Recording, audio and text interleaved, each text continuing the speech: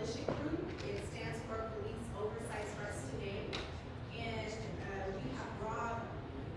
we brought this together because I think it's an important community conversation that needs to take place. That's not a conversation that just takes place in City Hall, but it's really bringing it into the community, talk about the need to have what we've been pushing for, which is police oversight.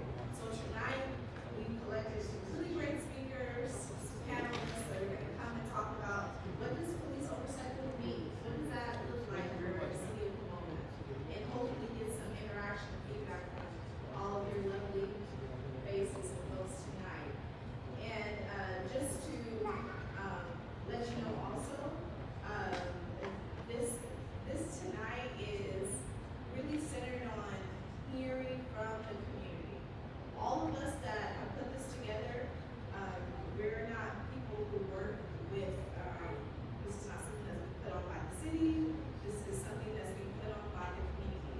Some of us still live here, there's those of us that work here, and we thought it would be really good to have this conversation about police oversight and hear from people. So that's a little bit, and just to tell you a little bit how POST started, the way that this group came about is there was an incident that took place at the Los Angeles County Fair back in 2016.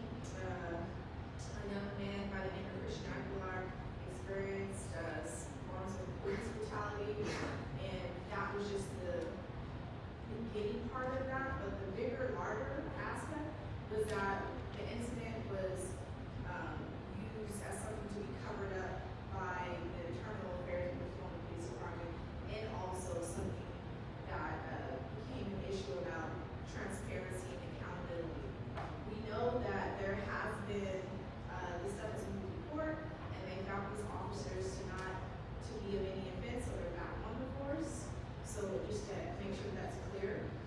But there was a report that has not been brought out to the public, which we hope it will be, is a report that showed that there was some issues at the parents of this young man. Some of those issues were sustained. So we want to talk about, we know that these things are happening, but how do we have an actual body of people that are putting forward accountability towards the police? So that's what we're here for tonight. We hope that y'all will be able to provide us some really good feedback and concerns and stuff. So what I'm going to do first is I'm going to have Pastor Stephen Murray, who we're so thankful allowed us into the sanctuary tonight. And I'm going to have him come up and do a brief introduction, some ground rules and stuff like that, and tell us a little bit about church. So Pastor, if you come in, please give him a big hand of applause.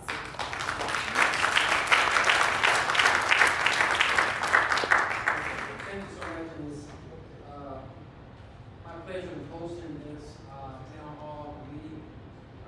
Hopefully this is not just the beginning of it, but certainly we want to pair up with the public safety at large, ensuring that the communication that goes back and forth is something that we can take back and share with our families and friends in the city of Pomona.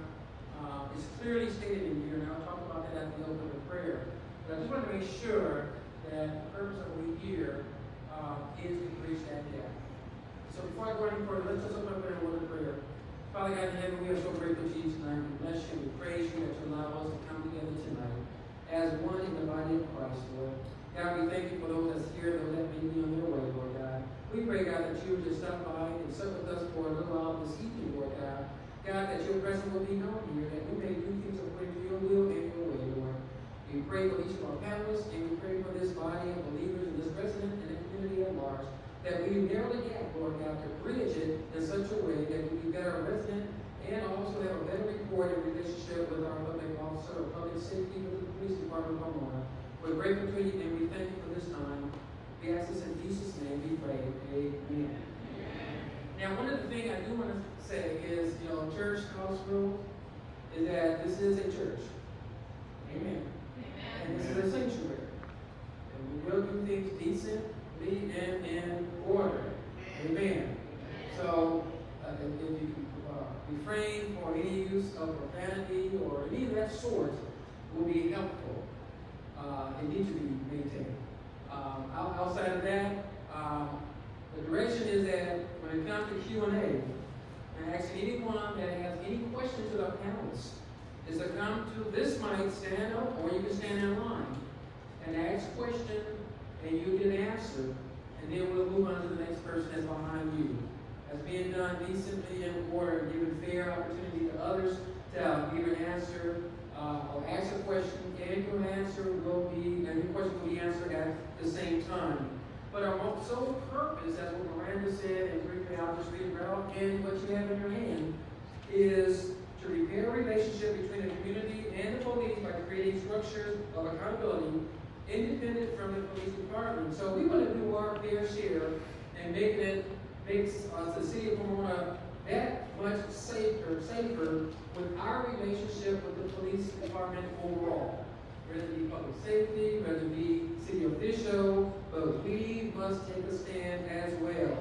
Let's not let or allow one incident speak on the entire agency or the city of Pomona.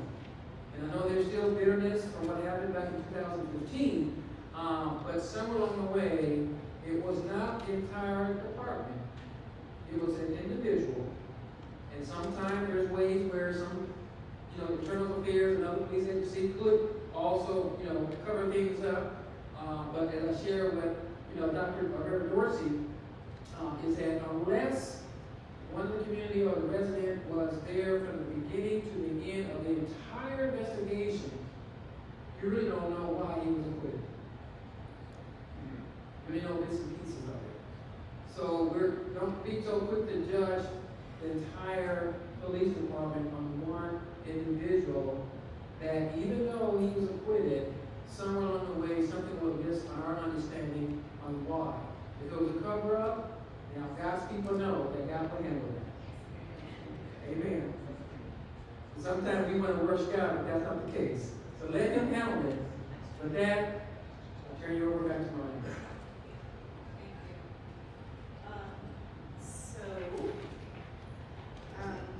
What I'm going to do now is invite the panelists to come up, and I'm going to introduce them each and provide some background about who these speakers are, so you have an idea of who the panelists are and what their backgrounds are.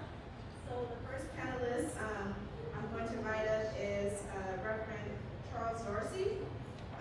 Reverend Charles Dorsey is the immediate past executive director of CORE, which stands for Community Development Corporation, our large faith-based organization that advocates on behalf of underrepresented communities on a local, statewide, and national level. Reverend Dr. Dorsey is an ordained elder in the African Methodist Episcopal Church. His academic record includes a Master's of Divinity from the Claremont School of Theology and a Bachelor's of Art in Anthropology from the University of California at Irvine. He recently completed his doctorate in organizational leadership from Pepperdine University. Reverend Dr. Dorsey is regularly consulted on matters of community engagement, millennial outreach, and organizational improvement. Orange County's Human Relations Commission and 100 Black Men recognize him as an outstanding community leader. He's also a featured speaker with Senator Kamala Harris, championing justice for marginalized communities. Reverend Dr. Dorsey is an accomplished author, vocalist, and speaker, including more 300 speaking engagements and over 15 years of service at CORE AME Church in Orange County, California, where his work involving civic engagement, educational advocacy, and youth outreach continues to thrive. He recently launched his firm, the Dorsey Group LLC, focused on individual and organizational performance improvement.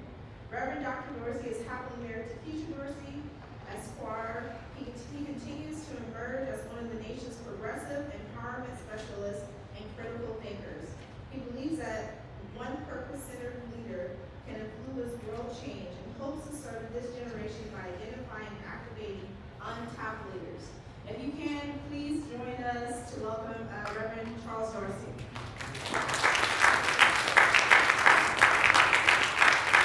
And just as a nice reminder, people that are coming in, if you can make sure that you come to the front. We don't bite, and we would like to fill up using the front so that you'll be able to hear and engage.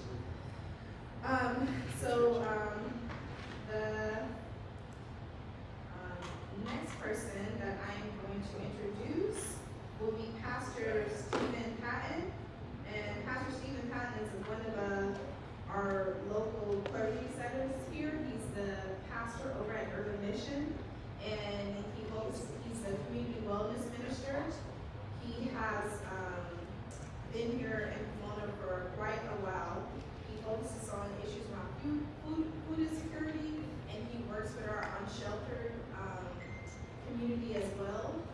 which is in South Pomona.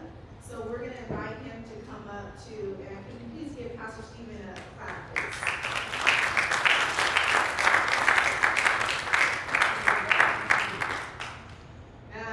And then our next, yes.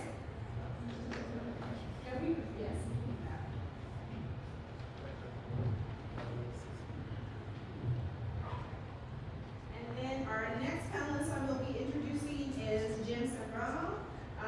Jim Zambrano is a local Pomona, born and raised here as well. He went to Pomona High School, go Red Devils.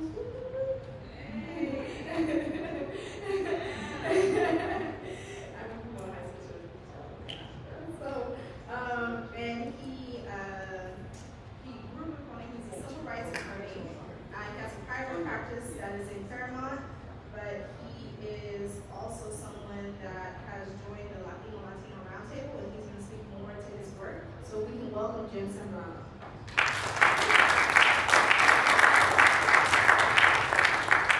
And then, last but not least, we have Amber Rose Howard, and very much so her preference of how you, Amber Rose is her first name, that's how you are, when we say it's not Amber, it's Amber Rose, so I want to make sure that everybody knows that. Amber Rose Howard is also Pomona native. We both went to Pomona High Schools together. It's really cool that you know that.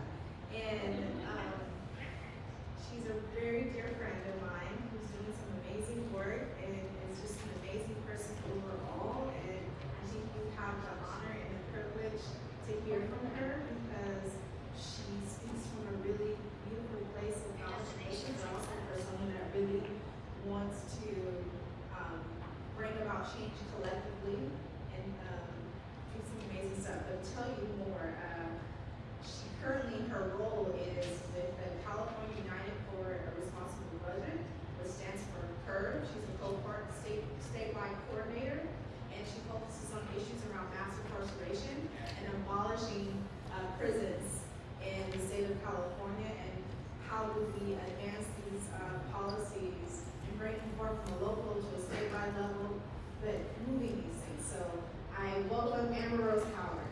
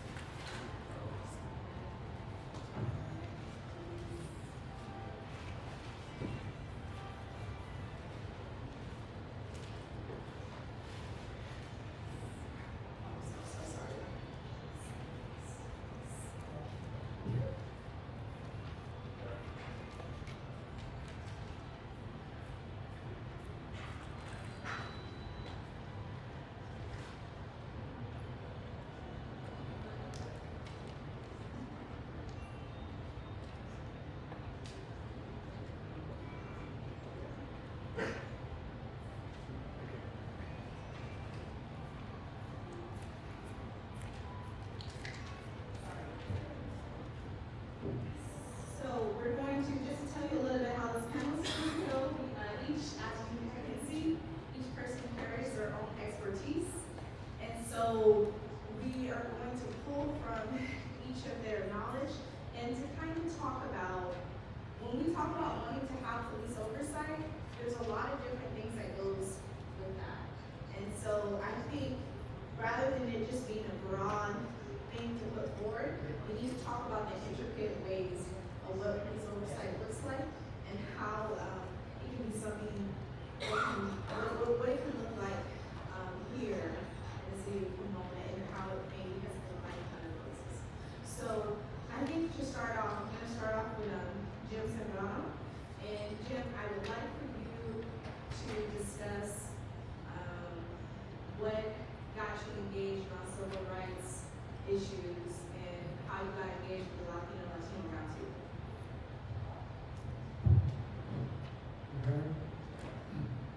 Okay, like Miranda said, I grew up in Pomona, not just Pomona High School, but all through elementary school. And at Pomona High School, by the way, we beat conditions for the city championship in football in 1963. So that gives you an idea of how long I've been around. But I'm a member of the Latino Roundtable, and someone right here, Jose Calderon, the president, is here. But the way I got involved was back in 2008. The city of Pomona Police were doing this project where they were doing a lot of checkpoints on trying to get DUI arrest people. The problem was that they were targeting all the checkpoints in South Pomona, and we found out later that they were just targeting the Mexican American or immigrant community. And one day, there was this huge checkpoint, they called it the mother of all checkpoints, because they brought in several different agencies. It happened down on Mission and San Antonio. But what happened was they impounded about 200 cars for people that were found to not have driver's license. So they weren't really going after DUIs, that was just a pretext. They were actually looking for people without driver's license so that they could impound their cars. So Jose Calderon called this meeting, and he was telling me about this one case where they had a checkpoint out by Cal Poly. And he was telling me that he was driving away from the checkpoint and he found this lady, and that she was pregnant, and she was walking along that long dirt road with no lights out there. She had 4 kids with her, she was pregnant, and then he stopped and talked to her and asked her what happened, and she said that the police impounded my car because I don't have a driver's license. And so she had to walk from Cal Poly all the way to where she lived in South Pomona. And there was no lights there, walking through gang territory. And when he told me about that, I said, I gotta get involved. We can't allow this to happen. So I consider myself a people's attorney, civil rights. I've always worked for the poor people, the people that don't have a voice. In fact, when I took the bar exam, I said a little prayer to myself. I said, God, if you allow me to pass this bar exam, I'm going to work for the people. I'm going to work for the downtrodden.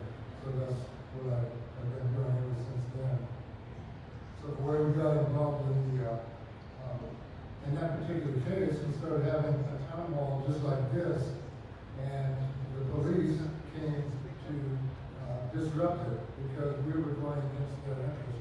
We found out that the police were getting thousands of dollars a year in overtime for working these checkpoints. And so they didn't want us to congest it. They came to this town hall and a church in South Pomona and disrupted it and threatened people. And they really got, actually we found out they were off duty, they had been drinking, they got really boisterous and disrupted the meeting. We ended up suing them, and we found out a lot of things that we need to know about the police. There needs to be transparency, and that's why we're moving toward this POST organization, which is another coalition we formed back then. But by the way, POST stands for Police Oversight Starts Today. However, we got the name from POST, which also stands for Peace Officer Standards and Training, which is an agency which regulates training for the police. So we know that the police know what POST is because all their training has to be POST certified.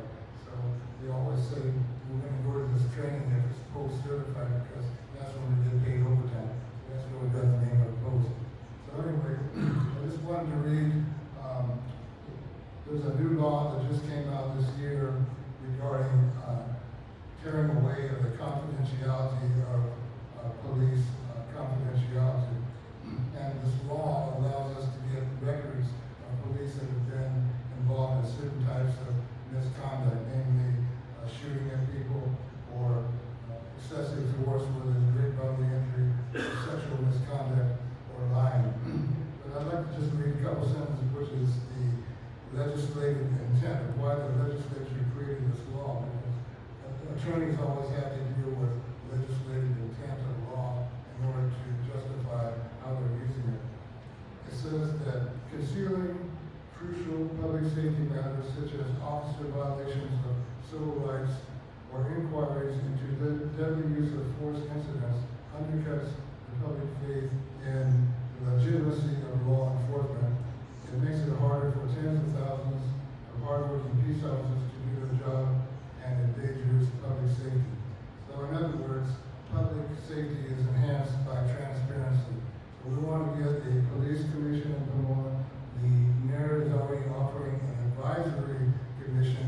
We want a police commission with oversight, which has the power to subpoena records, compel testimony of police officers, look at the discipline, make recommendations on policy, and also hire the police chief. For example, in Los Angeles, the police commission screens all the applicants for the police chief, and they pick 3 people, submit it to the mayor, and the mayor makes a recommendation, the city council votes on it. In Pomona, it's always a prior person working under the chief that gets that promotion. And you can look at other people to possibly get some more reforms. So we're looking at oversight that has some teeth in it. Thank you so much, Jim. Thank you. I just want to provide people if there was anyone that wanted to respond to those comments. If not, then I can move on to the next questions. Okay.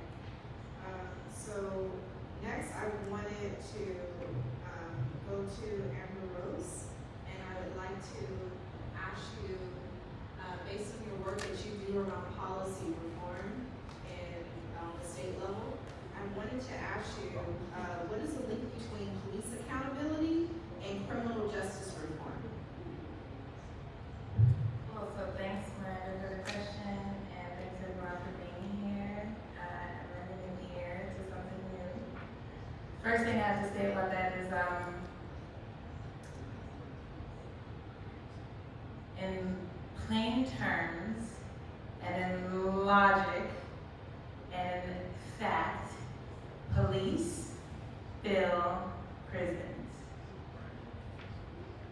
When you're in contact with the criminal legal system, your first contact with the system is police.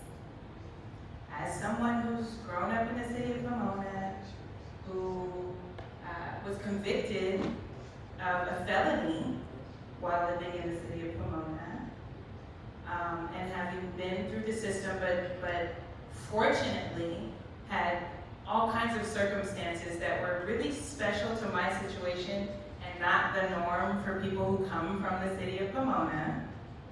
Having seen and experienced exactly what happens, police is your first contact, and the way that police tell the story of safety impacts the prisons that are filled.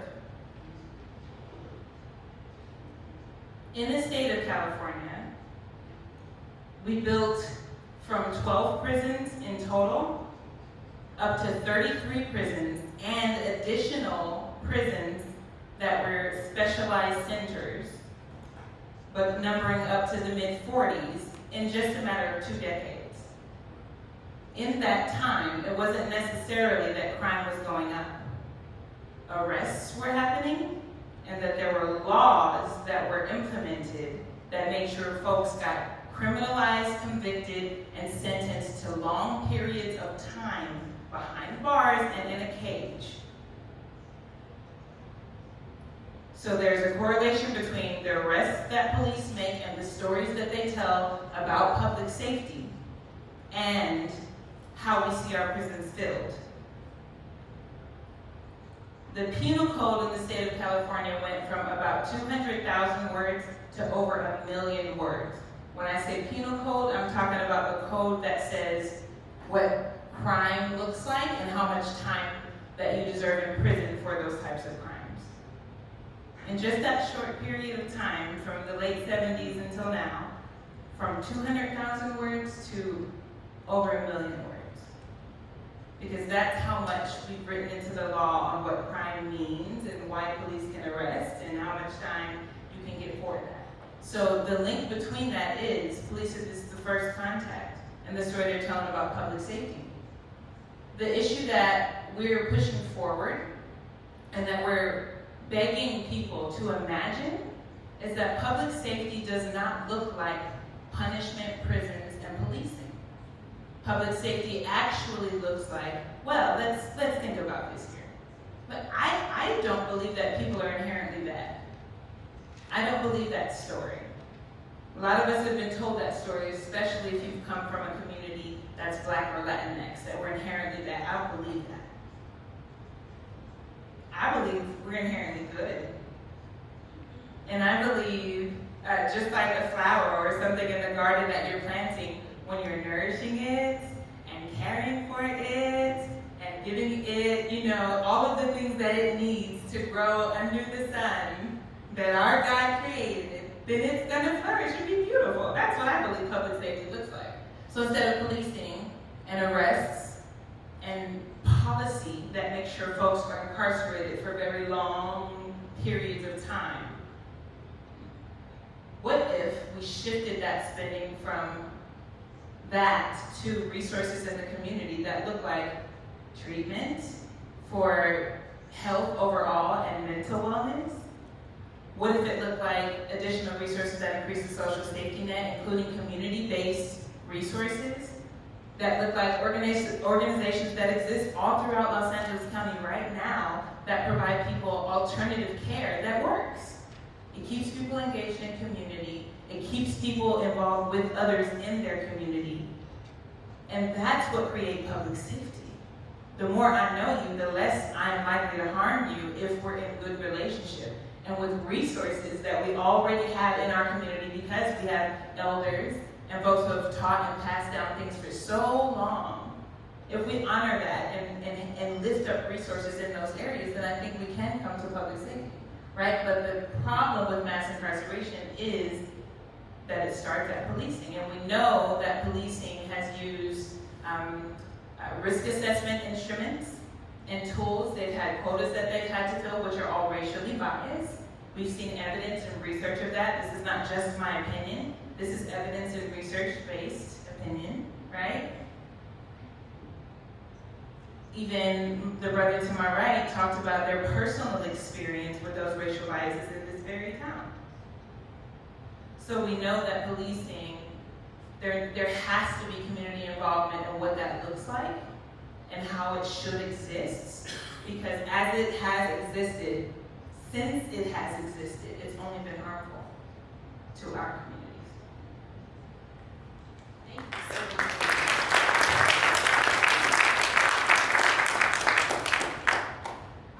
Then I want to go to Pastor Stephen. I would like for you to raise since you work directly with the unsheltered community here, and you find yourself having to have a lot of conversations, I wanted to know, based on, and also being someone who is a clergy member and a minister, what would you lift up as towards how you see the need for accountability from the police here in Pomona? Thank you, Miranda. Thank you. First of all, thank you, Pastor Steve, for inviting us into this sacred space and for hosting this, and for your community for allowing us into your sacred space. And thank you for everybody here who is representing and supporting this meeting. Thank you to Ben and Miranda for the invite. Honored and privileged to represent clergy in Pomona. It is that we work to provide access where there is no access. We have a farm right on the corner, so if you're going down White Avenue and you get to the corner of White and 9th and you see an old church that looks like an old mission church with a bell, that's us. And right there on the corner, we've got 5,000 square foot where we grow food for the community. We have a food pantry. We have a Sabbath meal every Sunday evening that is open wide to the community. Whoever comes through the doors sits down and we eat together. It's not a soup kitchen, it's not a soup line, it's a community meal. And in that, we sit across from one another and we take dinner together. And we've been doing that for 5 years straight, 260 Sundays. And in those 260 Sundays, I can't begin to describe the interactions that I've had with my community at a very deep personal level, the stories that I've heard, those are what I carry with me here today, right? The stories of those who are from that community, hardworking folks, folks from that community, folks that are experiencing homelessness, right? Folks that are trapped in this system of oppression, right? Where there is no longer any autonomy, right? It's just become a way of life, right? And so our call is to journey with them through this, right? In relationships. So I'm really big on relationship, right? And so when we talk about this moving forward, I'm always going to be talking about it in a relational, in a relational way. And the stories that I hear, you know, I mean, if you want to carve Pomona up geographically, we live in the heart of 12th Street territory, right? Sharkey territory. And we have families that go back generation after generation, and we hear stories of folks, families who have been harassed over the years, you know, by virtue of their affiliation, their gang affiliation, or not, right? Tactics constantly meant to harass families in the community, and that sets up a certain relationship between our folks and Pomona Police Department, right? And that still exists today. The residue of that exists today and continues to exist today, right? So there's this natural distrust. Right? I've got folks in the Latinx community that will sometimes find it very difficult to make their way to our campus when we offer free education because they're afraid to walk the streets. They're afraid of what might happen on the way from home to our free classes, educational classes, right?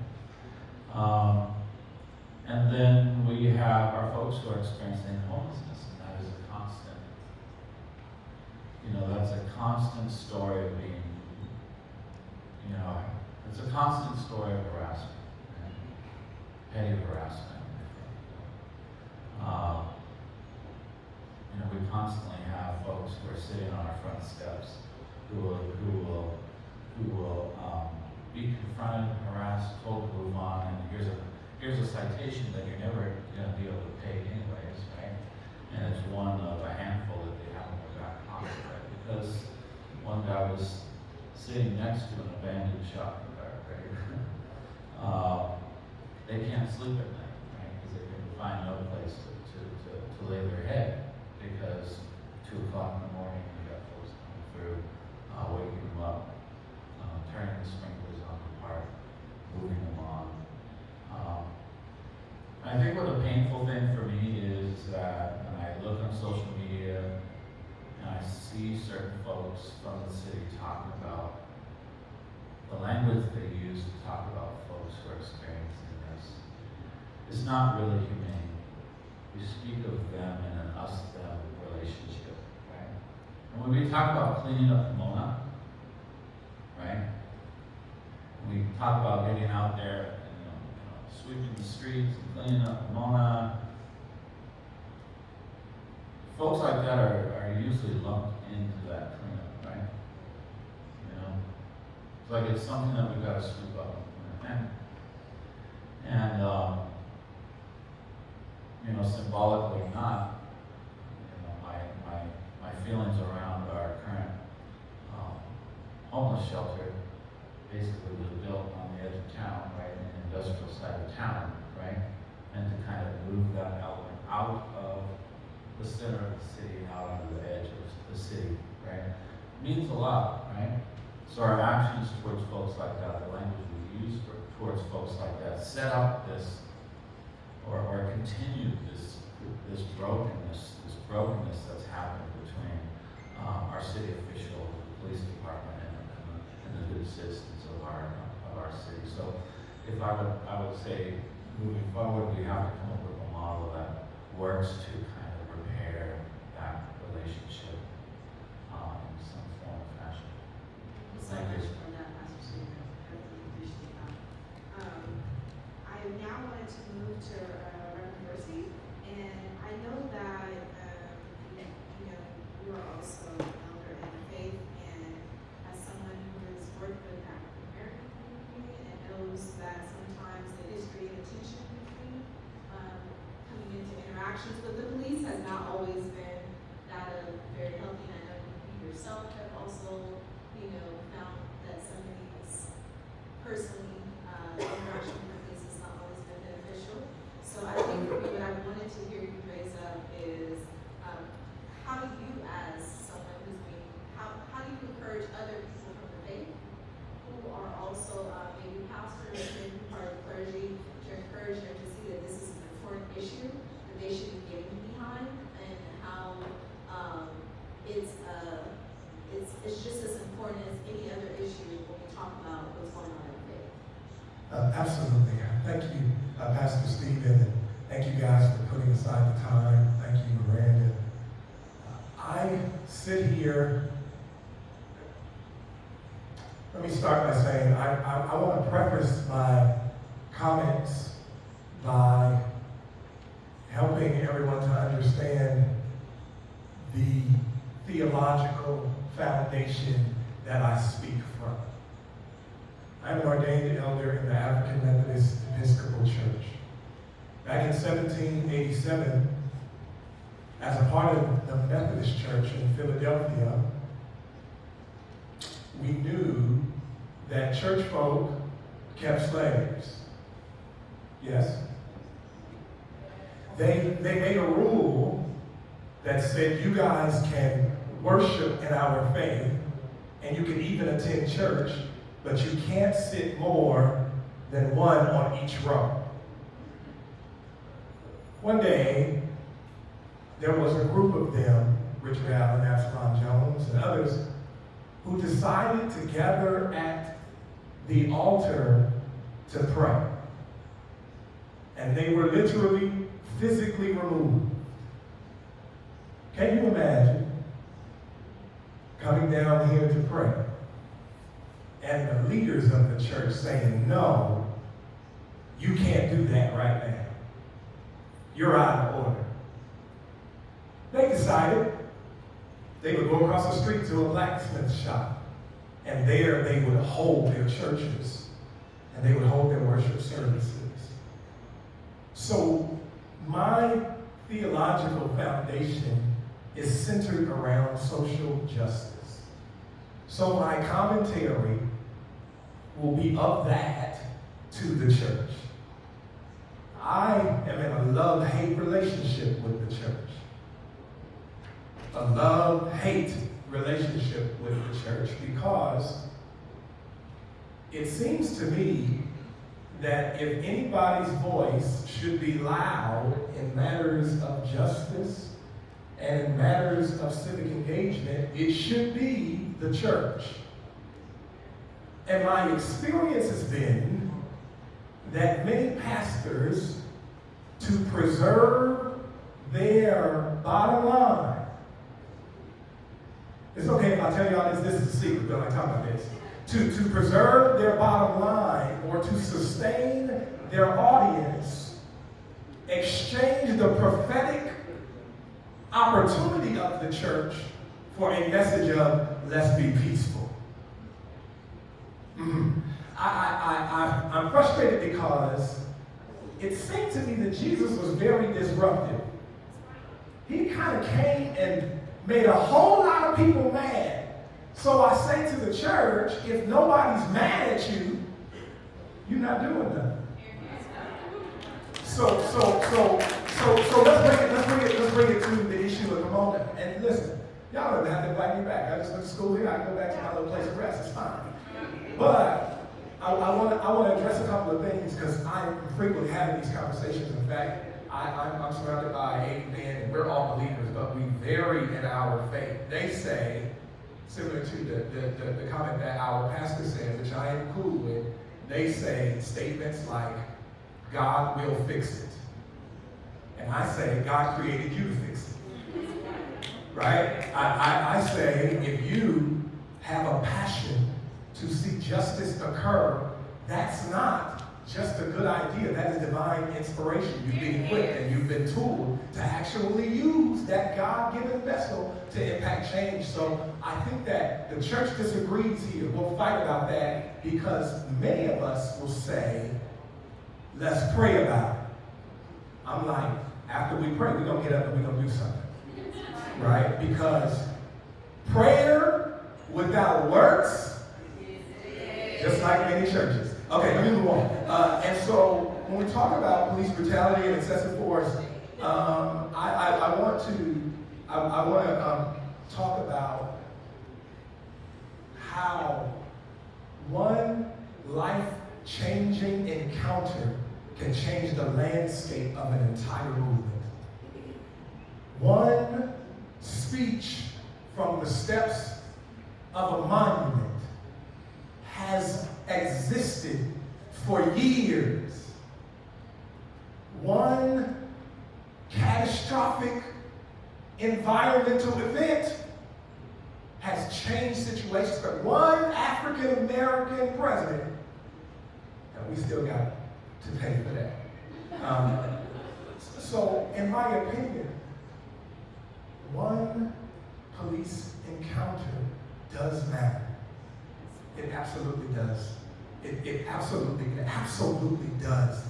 Because if I die at the hands of a police officer, and you say to me, well, that's not everybody. What you mean?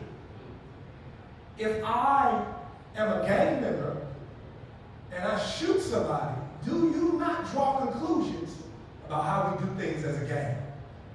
If a CEO runs up in here and comes to the stage and doesn't say hello to everybody, do we not draw conclusions about everybody who follows that CEO? So in every other space, it is okay, except when we deal with law enforcement. Why? Let's talk about it. Because we deal with power and fear. That's what we're dealing with. And it seems to me that if we're actually going to have impact, we got to be willing to confront power and we got to be willing to confront fear. So let's bring theology into it. If I serve a God who is in charge of everything, who can speak to demons and they leave, who can silence the critics in a moment's notice, and why must I be silent when I go into the room with these other power structures? Why? What can you do to me? What does it profit a man to gain the whole world and lose his soul? And so I believe that we're fighting for the soul of our communities. I really do. And I don't mean to it just bothers me so. I'll tell you one last thing, okay? Because I remember spending 3-4 years training cops, teaching them how to interface with African Americans, because when they saw us, they couldn't interpret what we were about. And they had us meet with every new recruit. I remember like it was yesterday, it was a day before Easter. I'm driving down the street in a new used car. I say man for a new used car. It's new used, it only got a little bit of mileage because I couldn't afford the new, but it was shiny. And you know that when you get a new car, you know that one of the last things to come is your what? Your license plate. Anybody familiar with this? We in Claremont, we know we drive new cars all the time. And so, here was my issue. I got pulled over. Now, I thought to myself, I've been training these people. Surely, I deserve to be treated with the training that they have received. Now, I know the training. Right, talk about that. Talk about that. I get pulled over. I'm sorry, don't invite me back, that's fine. I get pulled over. And immediately their guns are drawn. Immediately. Say it again. Immediately. Now I gotta help you understand. I am one of the poster childs for clergy and police enforcement partnership. Google my name. I have been on the front cover. And they draw down on me. I say to myself,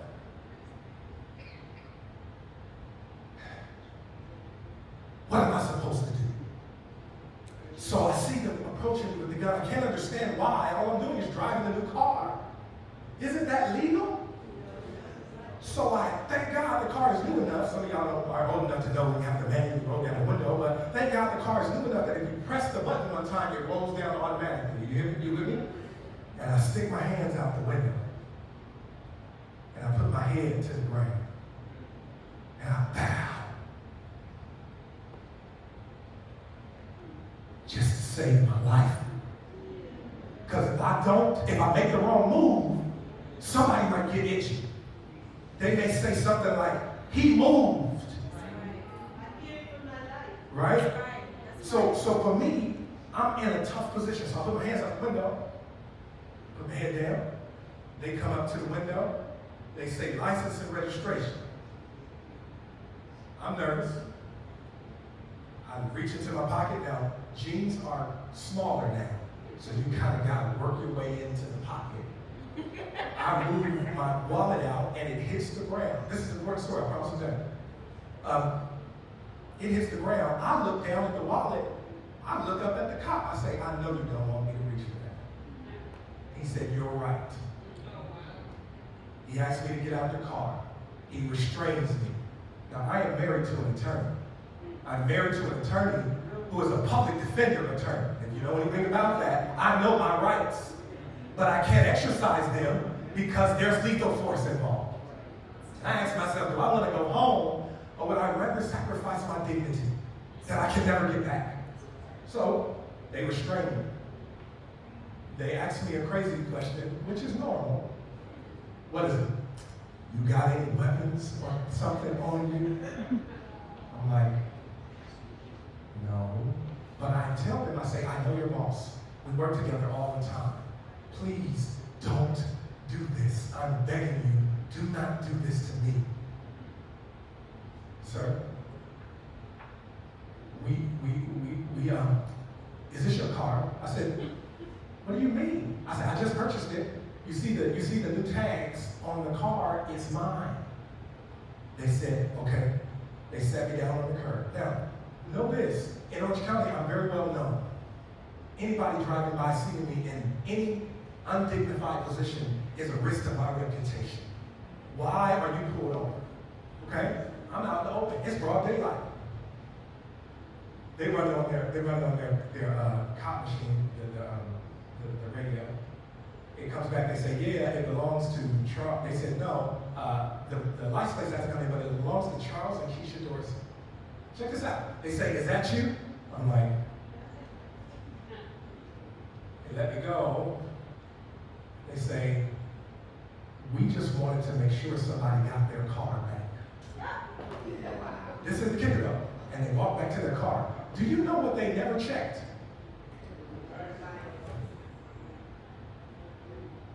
They never checked my license.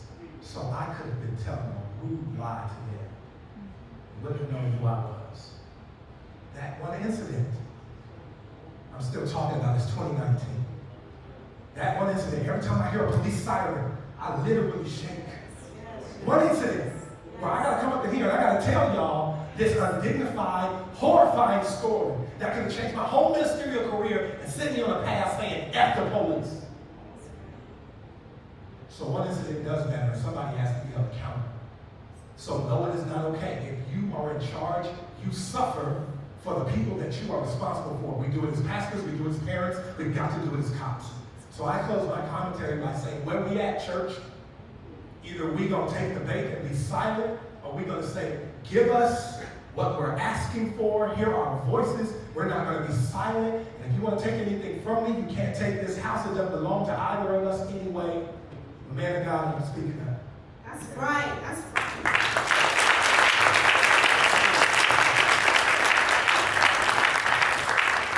We're approaching our time where we're going to have community testimonies, but I did want to open up to the panel if there was anything else that they would like to contribute, each towards anything that was raised up, as this is your opportunity to speak up towards anything that you would like to close us out with.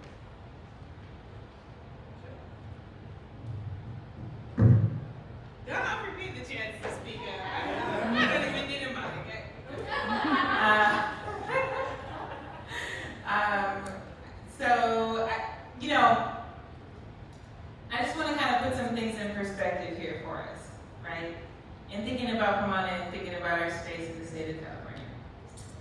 and as the state of California, our space in the United States of America.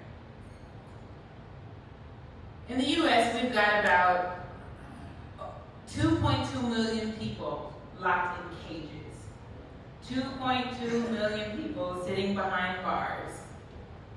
Very tiny rooms with a cold, hard slat for a bed, with a toilet and a sink. Space not even enough to stretch, to do 2 lunges, not even that much space. No windows that you can look out of, no fresh air. 2.2 million people live like that right now in the United States. In the state of California, about 10%. We own 10% of that population. In the state of California, in the county of Los Angeles, which is what Pomona is, the county of Los Angeles, we have the largest county jail population of anywhere. We love to lock people up. Amber Rose said, and to add to what you're saying, do you think you can raise up that? I think there is something inherently, you know how you said you believe inherently that we're all good, but there's something inherently, given the harm that sometimes we have caused to one another, that we believe that there is a need to have these prisons, there's a need to have a presence of police because we feel this is the main way of how we're able to get the justice or to get. Sure, I'm getting there. Thanks for your patience. So with that, I'm just putting in perspective the scope of what we hold as the driver of incarceration for this entire United States. We do that because we believe in a narrative that says the only justice that someone who has been harmed can receive is extreme punishment for the person who caused the harm, locking them away for as long as possible, throwing them away and eliminating them, or nothing. That's what public safety looks like for us right now. It says if you're hurt, I can, as the law, I can give you the option of throwing this person away and eliminating them, putting them in prison, or sentencing them to death. Thankfully, California Governor Gavin Newsom decided to put a hold on the death penalty in the state of California, so we're not going to be putting people to death under Governor Newsom, which I think Jesus would be in favor of. I mean, I don't know about the rest of the folks who are in faith, but I think that would. So with that, right? With that as the only option for justice for people who have been harmed, where does that leave us? And I think it leaves us in a space to imagine what could actually work as a result for safety.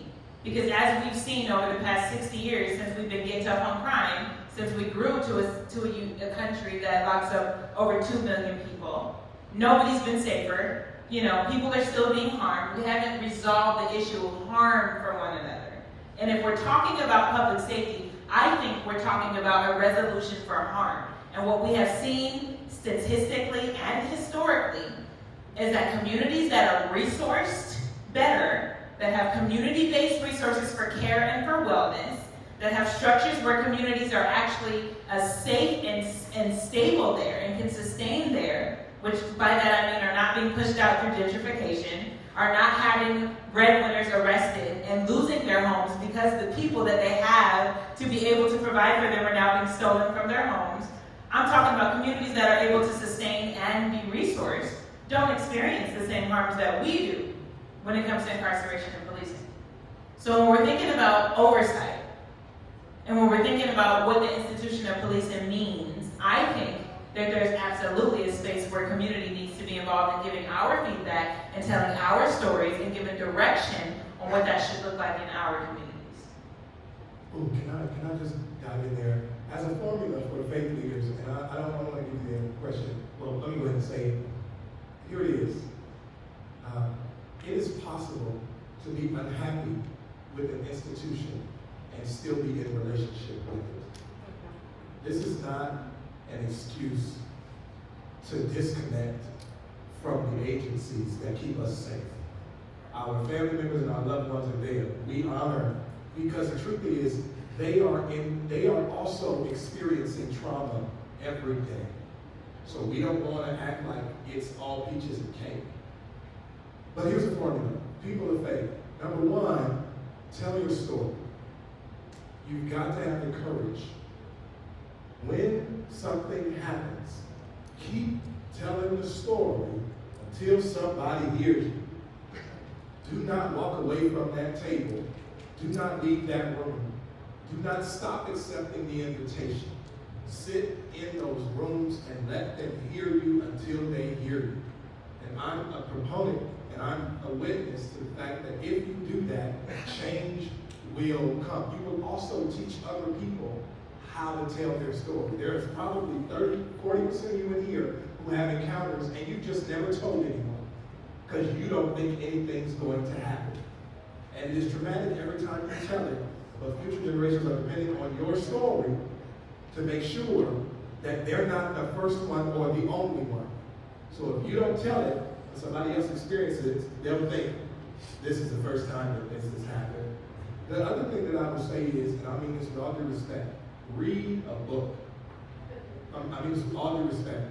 There's so much literature, and this literature, including the Bible, has the ability, the Bible being at the top, has the ability to be a mentor to you as you move through this. Do not simply depend on leaders like me to spoon feed you stuff that you were capable of spoon feeding yourself. Get a book on a shelf and read. I can give you some books. You can look at Pedagogy of the Oppressed. You can look at Michelle Alexander's The New Jim Crow. You can look at The Miseducation of the Negro. You can look at some W.E.B. Du Bois. These are also my favorites.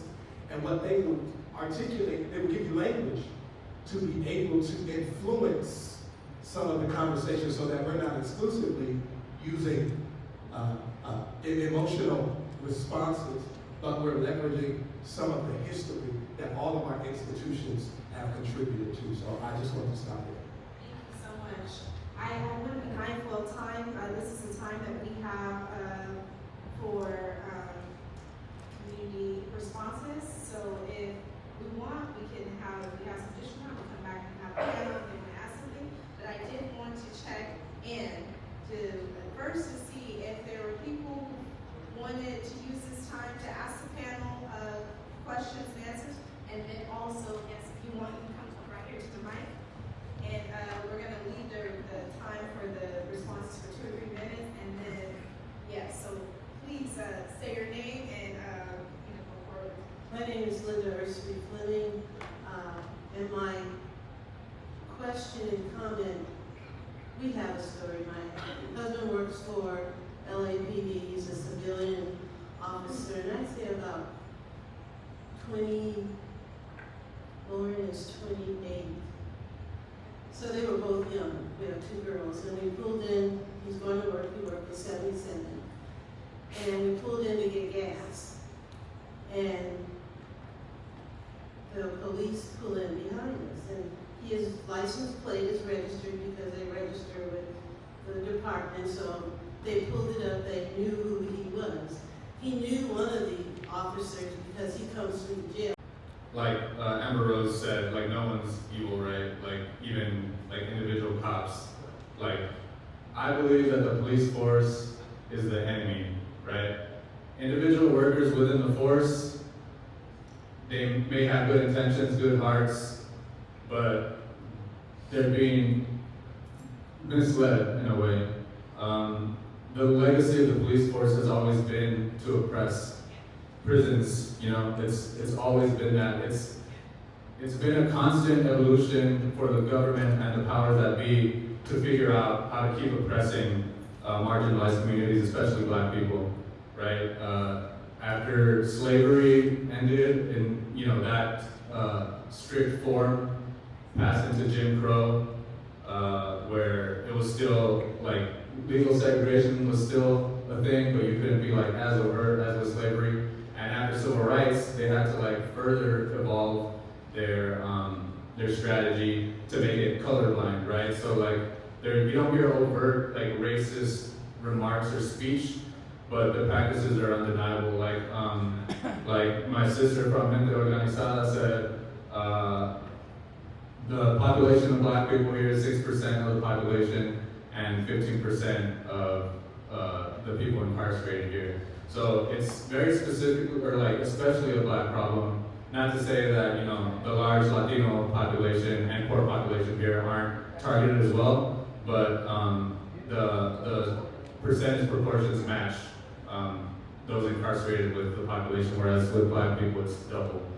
I was looking at Transparent California, where you could see your city officials' salaries, right? And for 2017, I couldn't even finish looking, like scrolling down at all the cops that have the top salaries in Pomona. Out of the top 40 that I got to see, 35 of the highest paid government officials are cops. Yeah, and it's all it's all between 200,000 to like 350,000 in yearly salary and other benefits, and only like 3 other government officials are even in that top 40. So Pomona to me is a police state. It's controlled by the police. It's undeniable. Homeless arrests have gone up since 2011. There's been $8 million spent between 2011 and 2017, 7 years, over $1 million each year in incarcerating people here in our jails. I work with the Parks Department, as you can see with my shirt. I wholeheartedly support Amber Rose's statement about getting money away from policing and heading toward restorative justice and community development, right? As a parks worker, and I guess anyone who works in community services and devotes devotes themselves to that, I feel like we're severely under-respected, underappreciated, but it's the community workers that are doing the best work, right? And I can only imagine what we could do with the $15 million plus that are going to policing every year in our communities, right? We hardly have anything in our park centers.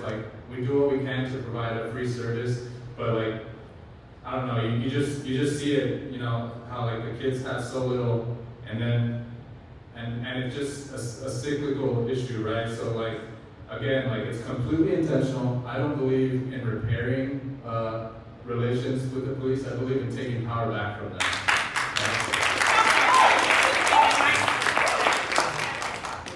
So,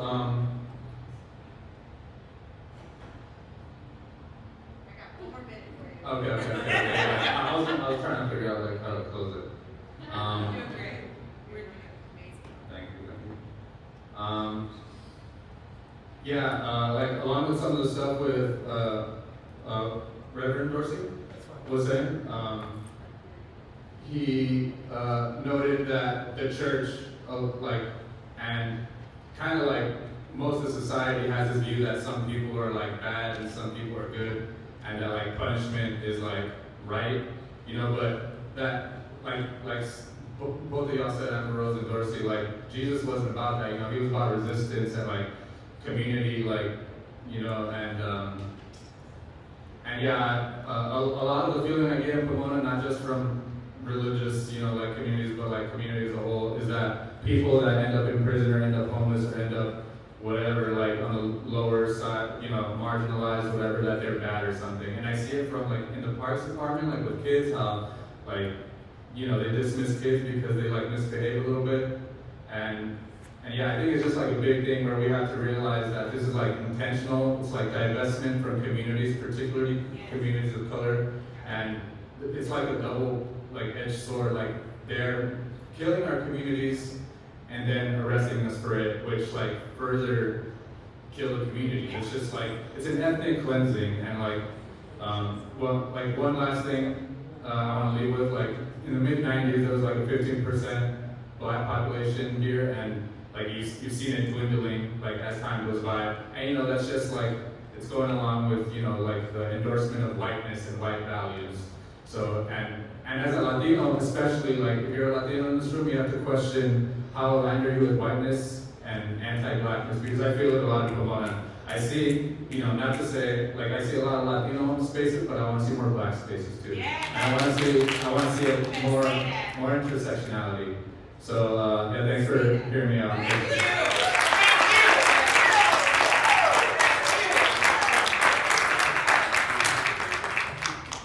I don't know how to follow that, but I want to make a note. I do not see Mayor Sandoval, and I do not see any of the council members here. The fact that they are not here speaks volumes. Number two, Mayor Sandoval is running for 2020. So when you guys go to vote, remember that he wasn't here tonight. So, this is the first time I've said this.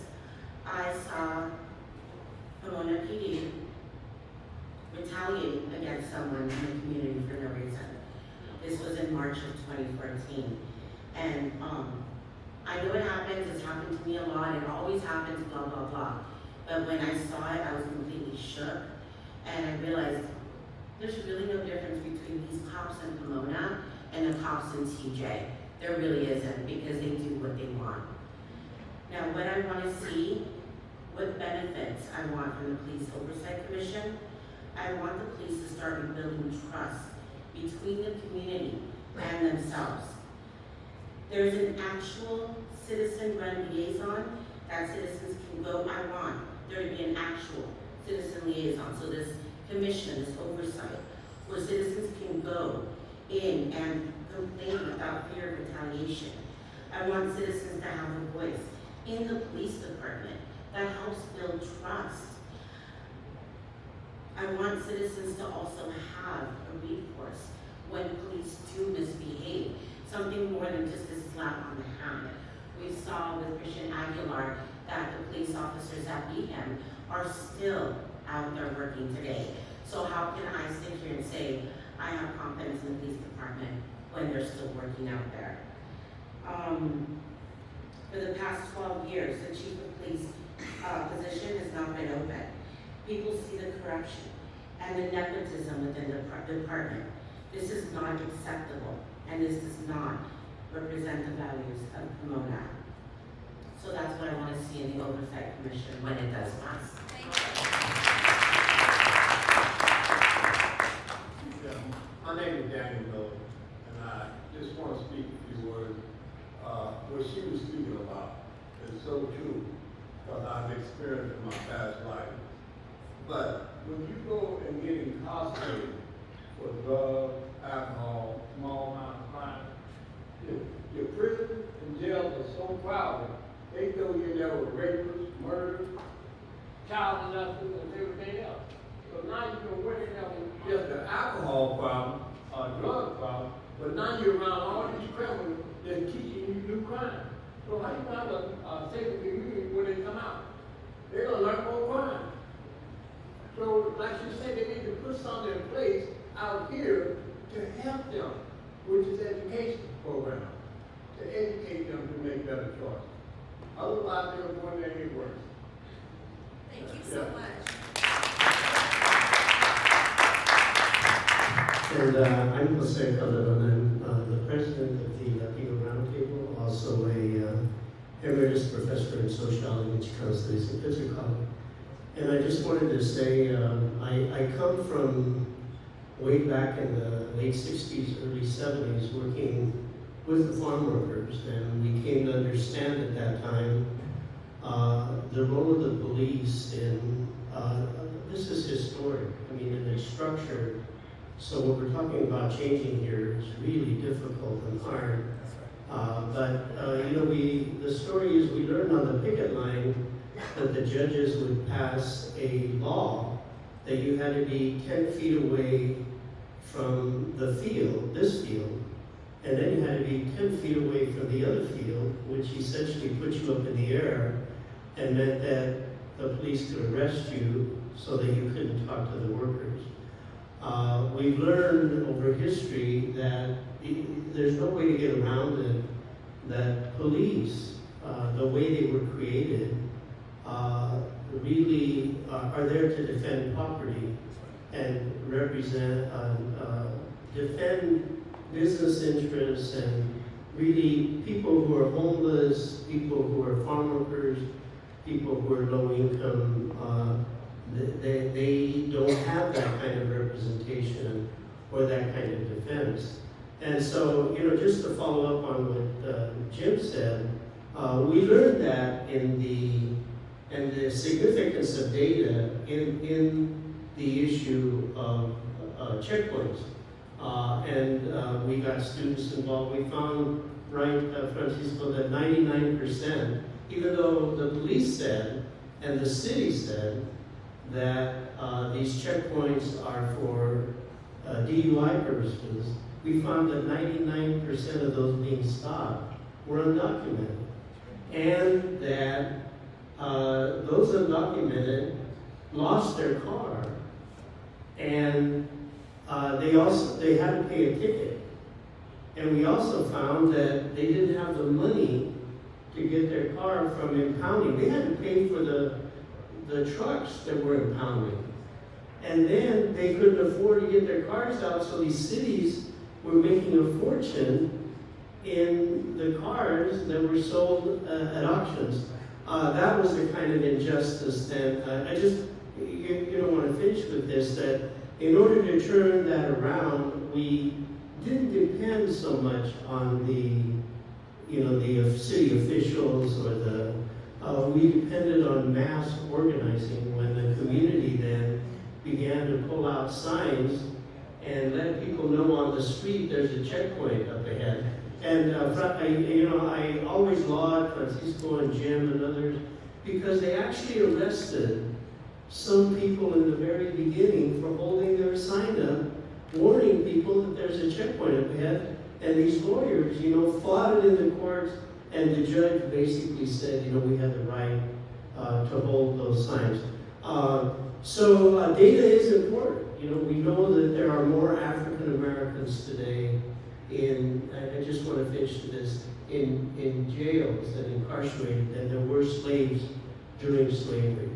And I believe that there's a form of genocide taking place in our Latino and African American communities, because when you're incarcerated and you just look at the map of the areas where we're North Carolina, South Carolina, you look at the areas where we're the most incarcerated, both Latino and Black, and they happen to also be the places where the right wing is fighting the Voting Rights Act and doing everything to keep us from voting. One way to keep us from voting is just to put us in jail and incarcerate us. And even though we're growing and becoming the majority nationally, there is no assurance at this point that in fact we will be able to vote out those right-wingers or those who are oppressing and killing our communities, because our numbers do not mean power unless we stand up the way we did in these checkpoints, and we marched, 1,000 of us, when we turned around, not only stopped the injustice of the checkpoints, but we got a bill passed. We got 10,000 signatures in this area that allows undocumented to have driver's licenses, which killed the foundation of the checkpoint. And so I see places throughout the country, including Oakland, where there are oversight committees that have power. You pointed that out in Los Angeles, that they have the power to actually review, and make a voice. So just to finish, I do support very strongly that there should be the kind of voice here that not only can hold them accountable, such as in these other cities, but has a real voice and real power in making decisions in the community about these officers in the future, of whether it's going to be primarily enforcement or whether it's going to really be meeting the needs of our communities. Right, thank you.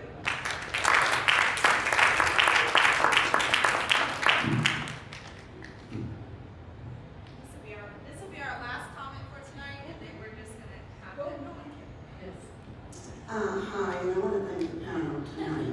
My name is Ethel Martin Miller, and I have a local newspaper. And when you started and said everybody got a story, and I'm sure a lot of people in here got a story. So when I think about a story, I think about a story, which means, and I don't know if this would work, but the people that have stories where they've been harassed, they need to write it down in black and white. And I don't know if it could ever happen, but the police department here in Pomona need to hear and read some of these stories. And if the retaliation would occur, we can figure that out some kind of way. But I know that the police department, I used to work for the police department so many years ago, I don't want to tell you. But I work at night. And they're good cops. There are a lot of good cops. Okay? Personally, I never let a police pass my vision without going up to them and thanking them for their service. Now, I might be thanking someone that is evil, but I do that because they want to go home too. But the ones that are harassing people and hurting our black race, our Latinos, you need to put your story out there. And maybe you can take it to a group of police, okay? And that group hear those stories. And then get another group of Pomona police and let them hear those stories in black and white. I don't know how you're going to start it, but because I publish a newspaper, I believe in stories. It's called Yes We Can. Yes We Can. Yes. And so all of us, yes, we can. But how you going to do it? It's going to take a lot of thought so to be effective.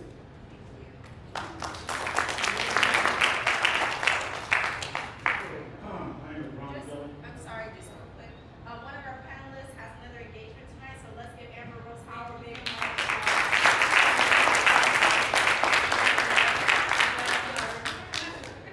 Thank you for having me. Oh, we have one question for me. Okay. Yes, did I understand her to say that you want to completely eliminate prisons in the state of California? Or did I not hear that correctly? Sure, yes. Yes, you heard me correctly. I am an abolitionist.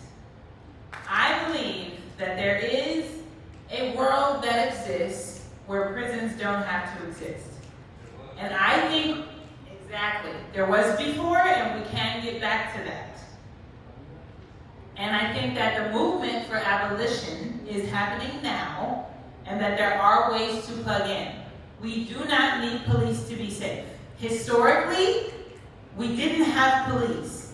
If you look at the institution of policing, and I have great resources that I can share with some of the facilitators tonight that may have the resources to reach out to you all. But an organization that I work with called Californians United for Responsible Budget has a webinar series. It's a 4-part series that teaches you the history of criminalization and policing. It has not always existed. It was existed as a move of power in order to regulate people who were free from slavery and in order to check people who were creating unions in the work that they were doing to make all the other folks rich while they remained poor. So policing has not always existed. Prisons have not always been the answer, and they should not be now. Thank you all for your time. And Miranda can share my phone and my email for anyone who wants to contact me after this. Sorry I had to leave. Thank you. Thank you all for being on panel. I'm sorry. I feel that there's a lot of people who need to be able to say what they have to say. We did have the rest of the agenda to be about discussing solutions and closing. I'm going to alter that, and I'm going to leave this for the last 2 comments. I'm going to close out with that, and we're going to allow, there's only been one question I feel like that's been raised so far. Okay, I got one question. And then we're just going to allow the panel to answer the question, and then we're going to make sure that everyone gets out here on time, because I know that's very important, because it is a weeknight. Anyway, I was a police officer for 30 years. You guys speak into the mic. You can take it out. I was a police officer here in Des Moines for 30 years, and I can tell you the oversight. Case in point, the Christian Aguilar case. Everybody's aware of that case or not? Speak up to the mic a little bit more, right here. Okay? Yeah? Okay, Christian Aguilar, the young man who had probably beat down at the fair. Remember that? Okay. The officers respectfully went to court, not guilty. Okay. And so now, we're still waiting all these years, what's going to happen in regards to any kind of punishment or consequences from the police department. Nothing has happened. Okay, all right. If you're at work and you got into a fight with a co-employee, and that person, both of you went to jail, went to trial, and you got found not guilty, right? Your job is not going to keep you. They're going to let you go. They're not going to for being disruptive, correct? Well, case in point in this case, the tactics that took down the little boy who was punched out. There's no police department in the world. This is use of force. We do not teach police officers to punch out 16-year-old kids. So there has to be some type of punishment in regard to this, even though it's found guilty in a criminal case, correct? So the culture of the thing has to be changed. And with oversight and transparency, I believe we should have something similar to an inspector general, separate from the police department, who will then take these investigations. They'll have a staff. They will then look into it, completely separate from the police investigation. They will then contact police commissioners appointed by the respective council people, and they will then confer and make a recommendation to the city manager with the consequences. If it's sustained, whether it be days off or termination. So you have to change the culture and take it away from them, the investigation, because it's failed. They went to internal affairs, and after internal affairs, the police officer, the sergeant in charge there, dissuaded and lied. He subsequently was arrested by the FBI. He was found not guilty on one charge, hung jury on two, for dissuading witnesses and lying to the FBI. So there's still that in the air. He's out in the field now, first line supervising other police officers. No consequences. So it has to be changed. And I'll get back also, I look at the crowd in here, the police department doesn't look like this crowd. The police department is still majority white. And the city is 80% minority. It makes completely no sense. And in regards to African Americans, right now the highest ranking African American is a sergeant. There's been one African American lieutenant since 1877. And he was there 18 years ago. So right now, there's no African American on the staff, administrative staff. Administrative staff makes policy, handed down. The first line supervisor, the sergeant, initiates that policy, given from the administrative staff. So right now, there's no African Americans. There hasn't been more than 18 years, and yet only one was incorporated. That's ridiculous. Thank you, Ron. Really appreciate that.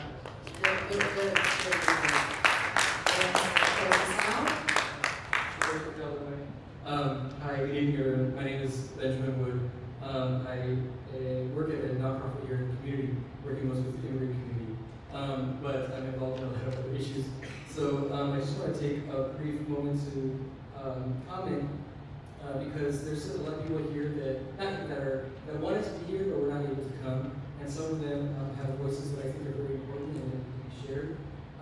And so one of them is the Aguilar family. This is the case that pretty much started post. And so with all of your permission, I'd like to read this statement for the Aguilar family. We regret that due to a family member's immediate health concern, we are unable to be present in person, but we are grateful for the opportunity to share a few words. We continue to be disappointed by the lack of accountability for the officers involved in the meeting of St. Christian in 2015. After everything that we have gone through, including multiple criminal trials, a civil suit, and a formal complaint process, it is now more clear than ever that there are two systems of justice in this country. One for law enforcement and one for the rest of us. On August 29th, we received a letter stating that our complaint against the officers involved in the fair incident was sustained. But the letter didn't say which of the issues we raised in our complaint were sustained, and it doesn't indicate which officers have been found to have been involved in wrongdoing. And it definitely doesn't say what the consequences, if any, were for the officers. We understand that Officer Austin Dawsey, who was involved in the incident at the fair, was relieved of duty shortly after the city settled our lawsuit. We are dismayed to hear that this officer, who used family connections to get hired in Pomona after a short career with a poor track record at another agency, is now suing to get his job back. We would like answers. Are Jensen, Hutchinson, and Niederbaumer still employed with the department? Are they on active duty? Have any disciplinary measures been taken against them? Have they been placed on the Brady list of police officers whose history of dishonesty precludes them from testifying in court? We, as victims of these officers, deserve answers to these questions, and the community deserves to know the truth as well. Our family is not anti-police. We are pro-police. We value the work that police do to protect us from those who would harm us. But in order to effectively do their job, victims need to be able to trust the police who are charged with enforcing the law, and much of that trust hinges on how well they can uphold their own standards and make sure their own officers are honest and are committed to correcting wrongdoing. This is the trust that is shattered when internal affairs, the mechanism most police departments use for internal accountability, is itself involved in covering up for officers who break the law and violate policy, who falsify police reports and obstruct justice. Our family has been through a lot these past few years. We have spent more time in courts than we ever expected to. Because of our ongoing healing process, we are not able to participate in the efforts of this committee to create civilian oversight as often as we would like to. But we want you to know that we appreciate what you've been doing to create accountability and to heal that rift between community and police. And we want you all to know that we support you. Sincerely, Ignacio Aguilar, on behalf of the Aguilar family. And I have one more statement that I was also asked to read. This comes from Adriana Avila, and her brother Andres was killed by the PD on October 13th, 2011. So we're coming up on the 8-year anniversary of that death. And she says, "Hi Ben, sorry I didn't get a chance to put something together, but in short, we truly appreciated the community's support when we were trying to bring Andy's incidents to light. We were not aware that the police in Pomona were capable of doing something like this. They took advantage of the situation and ambushed him. We felt betrayed by them. We lost trust and a sense of security after the incident. Our hearts will forever be broken. Our family will never be the same. Every year on his anniversary, we still display his picture with some flowers and balloons at the site of their hanging to keep his memory and story alive." So this is just some words from some people who have gone through it. And most of the people that have gone through situations like this, that used to live here, have moved out because you can imagine how traumatic. Those are violations of constitutional rights. First of all, you have the Fourth Amendment, unlawful detention without probable cause. Also, violation of equal protection of the law. So he can write a complaint to the, the police. We have a police commission who will review that, will investigate what kind of training do they have, how do they treat other people, white people, who are driving their car. So we can investigate that. If you give it to the internal affairs, nothing's going to happen. It's part of the same group. So anyway, that's what was happening with the police commission, just using that example. Thank you, Jim.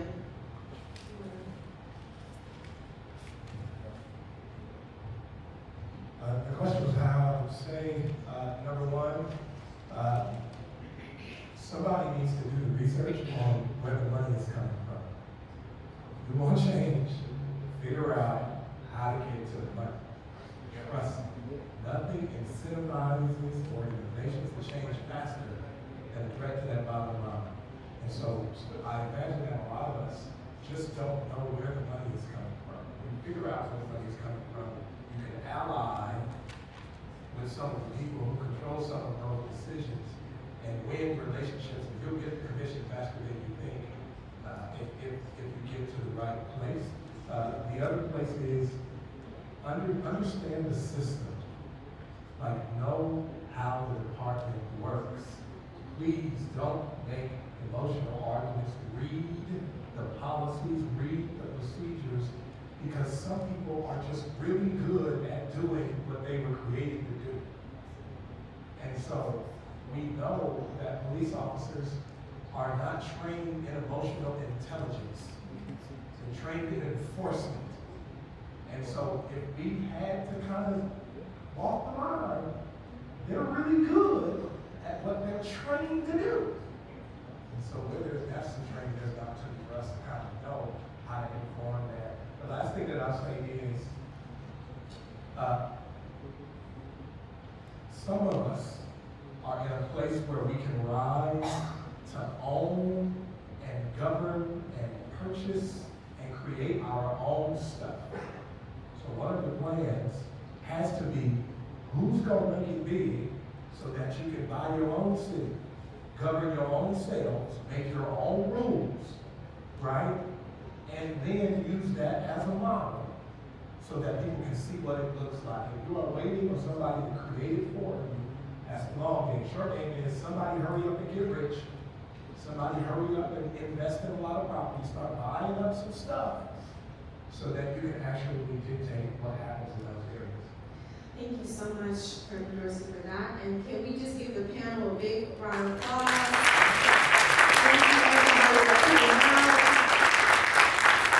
I think tonight was really powerful. We didn't want this, like I said before, to be something that was coming from the city. We wanted to be something where we really got to hear from the community and connect with the community. So I do want to let you know on the flyer, just as another point of reference, that we do have a meeting that we meet regularly to talk about these things and strategies. So on your handout that you got, our next meeting is going to be October 15th, 2019 at Penn Bay Youth Center. And you're welcome to come out and to join us in this good fight that we're putting forward. And to also find out different ways that you can get involved. I appreciate the community getting up and sharing their testimonies, sharing their opinions, and also sharing their insight about how they feel Pomona is functioning and what we want to see. So again, thank you so much for coming out. Appreciate this, and we are totally looking forward to having more ongoing conversations. If there's anything else you would like, please see Natson and other folks that are here. And I know Pastor Stephen is extremely excited because we are within a 5-minute time. So, thank you so much, everybody.